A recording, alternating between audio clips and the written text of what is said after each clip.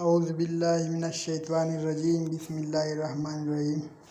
صحیح بخاری کی حدیث پاک ہے، نبی کریم صلی اللہ علیہ وآلہ وسلم نے ظہر یا عصر کی نماز پڑھائی۔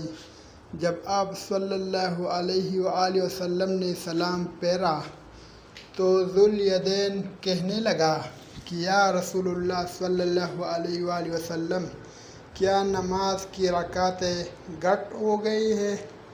کیونکہ آپ صلی اللہ علیہ وآلہ وسلم نے بول کر صرف 2 رکعتوں پر سلام پھیر دیا تھا۔ نبی کریم صلی اللہ علیہ وآلہ وسلم نے اپنے اصحاب سے دریافت کیا کہ کیا یہ سچ کہتے ہیں؟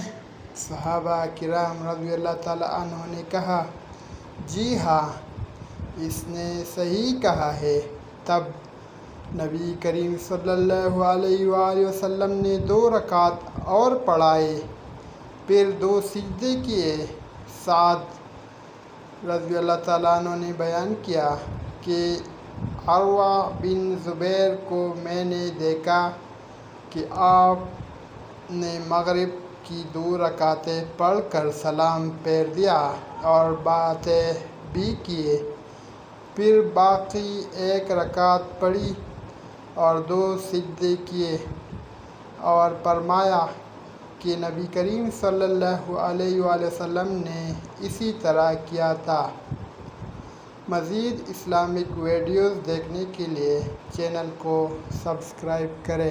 جزاک اللہ۔